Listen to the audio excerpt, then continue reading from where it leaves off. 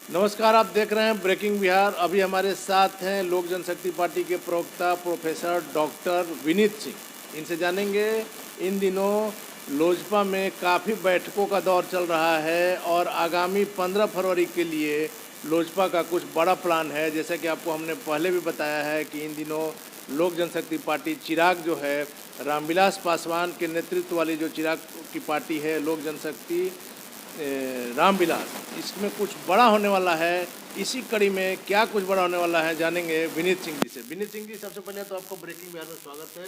शुक्रिया। और इन दिनों बैठकों का दौर आपके पार्टी में वैसे चल रहा है जैसे कि अब चुनाव आने वाला है। देखिए, चुनाव तो अभी दूर है, लेकिन आपने बिल्कुल तथ्यात्मक बात कही है कि कुछ बड़ा होने वाला है 15 फरवरी को। उसी के सिलसिले में रणनीति बन रही है पार्टी ऑफिस में, तो मीटिंगों का दौर चल रहा है।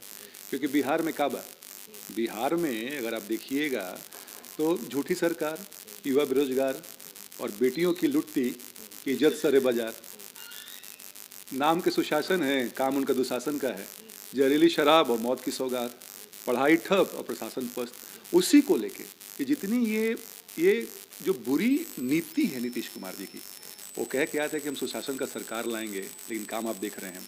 क्या विद्यार्थी हों, क्या अभ्यर्थी हों, क्या महिला सुरक्षा की बात हो, जहरीली शराब कांड से कितने घर उजड़ गए, उनके बारे में बस केवल ये नाम का समीक्षा बैठक करते हैं, लेकिन इच्छा नहीं है कुछ करने की।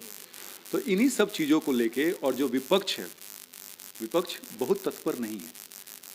हालांकि हमारे पास कोई विधायक नहीं है, लेकिन लोक जनशक्ति पार्टी रामविलास के जो राष्ट्रीय अध्यक्ष चिराग पासवान जी, उनकी नज़र हर चीज़ पर रहती है। तो हम चाहते हैं कि बिहार की जनता जो कि बिल्कुल निराश हो चुकी है, जो फ्रस्ट्रेटेड है कि वो सरकार हमारे लिए कुछ नहीं कर रही है, तो हम उनकी आवाज़ बनना चाहते हैं। हम उनको ये एहसास दिलाना चाहते हैं कि वो अकेले नहीं है, यहाँ आपके साथ सब कोई खड़ा है। तो उसी 15 तारीख को जेपी गोलंबर गांधी मैदान से एक मार्च निकलेगा, जो कि जाएगा महामहिम राज्यपाल महोदय के पास। वहाँ पे हम लोग ज्ञापन सौंपेंगे और बताएंगे, उनसे कहेंगे, निवेदन करेंगे कि आप अनुशंसा करें केंद्र सरकार को कि इस सरकार को, जिसके कारण बिहार इतना बदनाम हो चुका है, देश में नहीं विदेशों में भी, इसको बर्खास्त किया जाए। राष्ट्रपति शासन लगाया जाए या बर्खास्त किया जाए? सरकार, देखिए, बर्खास्त कर देंगे तो ऑब्वियसली है राष्ट्रपति शासन लगेगा, उसके बाद से जो चुनाव होंगे। लेकिन हमारी पहली अनुशंसा होगी और ये मांग होगी कि सरकार को, क्योंकि बहुत देर आजमा कर देख लिया गया है। नीतीश कुमार से आप लोग को इतना एलर्जी क्यों? देखिए, नीतीश कुमार से व्यक्तिगत रूप से एलर्जी नहीं है, उनकी नीतियों का विरोध है। जैसे कि उनका 16वां साल है और आज भी वो रोना गा रहे हैं कि हमें स्पेशल स्टेटस दे दीजिए। ये उस बच्चे जैसा है कि आपको सारा पढ़ाई लिखाई करा दिया गया, कोचिंग करा दिया गया, फिर भी आप ग्रेस मार्क्स मांग रहे हैं। 16 साल में सर, ये शर्म नहीं आती है? आपने क्या इस राज्य को बना दिया है? हाँ, 16 साल में फिर भी उनका तो क्या नाम है कि सुशासन है। मैं आपको थोड़ा डेटा दे दूं, महिलाओं के उत्पीड़न में बिहार नंबर 3 आता है। शराब की बात कर लें, यही नीतीश कुमार है ना कि 2005 से लेकर 2010 तक हर प्रखंड में, हर पंचायत में 2-2 शराब की दुकानों को खुलवा रहे थे। लेकिन ये भी तो सत्य है कि 2005 के पहले लोग घरों से निकलने में रात को डरते थे। नीतीश कुमार जी का ये क्या नाम है? आप क्राइम थोड़ा सा डेटा देख लीजिए, जो नेशनल क्राइम ब्यूरो रिकॉर्ड्स का है। लालू जी से जो मुकाबला करते हैं कि 15 साल पहले बच्चों से पूछ लीजिए क्या हाल था। आज का जो बच्चा जो 2005 में जो पैदा हुआ है, जो 16 साल 17 साल से आपको देख रहा है, उसके लिए आप ही नीतीश कुमार का राज है, वो लालू जी को नहीं जानता है। और मैं रिकॉर्ड की बात करूं तो लालू जी के राज्य से जो डेटा है, नीतीश कुमार के राज्य में क्राइम रिकॉर्ड ज़्यादा है। या आपके किडनैपिंग की बात कर लें, मर्डरिंग की बात कर लें, आप नेशनल क्राइम रिकॉर्ड ब्यूरो का देखें आप। तो नीतीश कुमार की नीतियों का, अब देखिए मुजफ्फरपुर जो शेल्टर कांड हुआ है, जो महिलाएं ऑलरेडी जो दुखियारी हैं, जो अबला है। लेकिन विनीत जी, आपके जैसे पढ़े लिखे आदमी समाज को अच्छा दे सकते हैं। चिराग जी के पार्टी के साथ आप लोग जुड़े हैं, आप लोग एक अच्छा विकल्प साबित होने की कोशिश कर रहे हैं। लेकिन क्या आपको लग रहा है कि शेल्टर होम जो ताज़ा मामला है, इसमें आप लोग वो विरोध दर्ज कर पा रहे हैं जो करना चाहिए एक विपक्ष को? बिल्कुल कर पा रहे हैं। इसके विरोध में हमारी पार्टी के राष्ट्रीय अध्यक्ष बड़े मुखर होकर बोले हैं। हम लोग उसी ये जो 15 तारीख का जो मार्च है, उसमें 2 प्रमुख मुद्दे होंगे, एक बेरोजगारी और एक ये शेल्टर होम। महिला सुरक्षित है ही नहीं यहाँ पे, और इसको लेके हम लोग बिल्कुल मुखर हैं और हम लोग बिल्कुल इसको कमिटेड हैं इस चीज़ को लेके कि जब तक महिला सुरक्षा नहीं होगी। बताइए कि जिस प्रदेश में सीता पैदा हुई, जहाँ पे अवधारणा है कि यत् नार्यस्य पूजन्ते रमन्ते तत्र देवता की बात है, स्वर कोकिला लता मंगेशकर जी का देहांत हुआ तो 2 दिन के लिए आपने क्या किया, राजकीय शोक आपने घोषणा कर दी। लेकिन यहीं पे निकल के आ रहा है कि 4 मंत्रियों को लड़कियां भेजी जाती थी।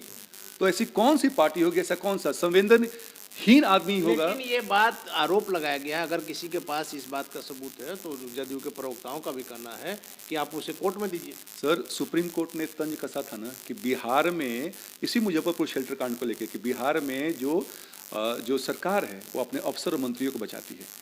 हाई कोर्ट ने क्यों स्वतः संज्ञान लिया? अगर ये आपकी बात को मान लिया जाए तो इसके लिए तो बीजेपी भी दोषी है, जिसके लिए चिराग जी जो है बीजेपी के लक्ष्मण हनुमान बने हुए हैं। अब हनुमान हम लोग नहीं हैं। देखिए, हमने क्या कहा, कोई भी पार्टी हो, चाहे बीजेपी ही क्यों हो, अगर उनकी नीतियों से इस राज्य का हाल बदहाल हो रहा है तो हम उनके विरोध हैं। विनीत जी, आपके जैसे पढ़े लिखे लोग समझ सकते हैं राजनीति को सही ढंग से, लोगों की भावनाओं को सही ढंग से। आपको नहीं लग रहा है कि अगर आज आप लोग विरोध कर रहे हैं नीतीश कुमार का, तो इसमें सबसे ज़्यादा दोष बीजेपी का है? ये आपकी बात तार्किक है, क्योंकि बीजेपी सपोर्टेड ये सरकार है। हालांकि नीतीश जी की सरकार पार्टी तो तीसरे नंबर की पार्टी है। तो ये बीजेपी के नेताओं से भी ये हमारा है कि आप ये संज्ञान लें। और देखिएगा, जिस हिसाब से जैसे संजय जायसवाल जी का और जदयू के लोगों के बीच में ताना तानी और रस्म, इसमें क्या है, मलाई भी खा रहे हैं और परहेज भी कर रहे हैं। नहीं, सुन लीजिए, तो जो ये एक दूसरे के साथ है कि भाई कोई कमेंट करता है उसका बैक से कमेंट दिया जाता है, रिप्लाई दिया जाता है, तो ये बीजेपी को ही सोचना चाहिए। क्योंकि सबसे बड़ी बात है कि आप किस नीति के आधार पर इस राज्य में काम कर रहे हैं। अगर वो नीति अगर आपके विरोध जारी है, जैसे स्पेशल स्टेटस की बात कर लें, जदयू में और बीजेपी में विरोधाभास है, लेकिन अब राजनीतिक कुछ मजबूरियां होती हैं जिनके कारण कि दोनों पार्टी टिकी हुई हैं। राजनीतिक मजबूरियां हैं या सत्ता का मलाई? दोनों चीज़ एक ही होता है। राजनीतिक मजबूरी है, मजबूरी अलग हो गया, सत्ता का मलाई अलग हो गया। नहीं, सत्ता का मलाई कहना थोड़ा सा क्रूड हो जाएगा, लेकिन हम ये कहें कि हाँ, सरकार में बने रहने की मजबूरियां हैं और उस मजबूरी से परेशान बिहार की जनता है। और हम लोग चाहते हैं, हम नीतीश कुमार के व्यक्तिगत रूप से विरोधी नहीं है, लेकिन बीजेपी भी है कि बीजेपी अपना ये जो है गठबंधन की सरकार से अपना सपोर्ट खींचे और इस सरकार को गिराया जाए। एक आखिरी सवाल विनीत जी आपसे ये चाहेंगे कि आप लोग सरकार की विफलताओं के खिलाफ, सरकार की नीतियों के खिलाफ जो 15 तारीख को मार्च निकालने वाले हैं, राज्यपाल को ज्ञापन सौंपने वाले हैं, तो क्या आपको लगता है कि आपकी बातों पर कोई असर हो पाएगा? और जैसे आपने 24 सीटों पर अकेले आप लोग लड़ रहे हैं, लोक जनशक्ति पार्टी रामविलास जो है वो एमएलसी का चुनाव अकेले लड़ रही है, आगे आने वाले समय में आप लोग अकेले लड़ेंगे या गठबंधन रहेगा? देखिए, पहले तो जो ये लोकल निकाय का जो चुनाव एमएलसी का, हम लोग अधिकांश सीटों पे अकेले चुनाव लड़ेंगे, गठबंधन की बात नहीं है, पहली बात। दूसरी बात ये है कि इस सरकार पे हमारे विरोध मार्च का प्रभाव पड़ेगा कि नहीं पड़ेगा। लोकतंत्र में आर्टिकल 11 कहता है कि हम अपनी बात रखने के लिए कहीं भी इकट्ठा हो सकते हैं, ठीक है ना। वायलेंस नहीं करेंगे, नॉन वायलेंस में। और हम इस सरकार को ये बताना चाहते हैं, जो कि बिल्कुल गूंगी बहरी सरकार है, कि बॉस अब आपके कार्यों से हम लोग तंग आ चुके हैं और बिहार की जनता को हम लोग ये आश्वासन देना चाहते हैं कि आप अकेले नहीं हैं। भाई, अगर विपक्ष अपना काम ईमानदारी से नहीं कर रहा है तो हम लोक जनशक्ति पार्टी के लोग और हमारे नेता आदरणीय चिराग पासवान जी एक जिम्मेदार पार्टी है, एक जिम्मेदार नेता हैं, और उनकी बात को हमेशा वो बल देते हैं जो लोग हाशिए पे हैं, जिनको परेशानी है इस सरकार से, तो हमेशा हम बोलते रहेंगे। तीसरी बात आपने कहा कि गठबंधन में लड़ेंगे नहीं लड़ेंगे, आने वाले चुनाव को देखते हैं हम लोग। ये सब चीज़ें भविष्य के गर्भ में बसी हुई हैं और इसका निर्णय हमारे राष्ट्रीय अध्यक्ष चिराग पासवान ही ले सकते हैं। चलिए, धन्यवाद। तो ये थे हमारे साथ लोक जनशक्ति पार्टी रामविलास के प्रवक्ता प्रोफेसर डॉक्टर विनीत सिंह जी, जिनका साफ तौर पर कहना है कि आगे आने वाले समय में गठबंधन होगा या नहीं होगा यह तो वक्त बताएगा, लेकिन एमएलसी का जो 24 सीटों पर चुनाव होने वाला है उसमें लोक जनशक्ति पार्टी रामविलास अकेले लड़ेगी और सरकार की नीतियों के खिलाफ, विफलताओं के खिलाफ 15 तारीख को इनका जो है ज्ञापन राज्यपाल को वो अभूतपूर्व होगा। आप देख रहे हैं ब्रेकिंग बिहार, खबरों का सिलसिला जारी है, आप बने रहें ब्रेकिंग बिहार से।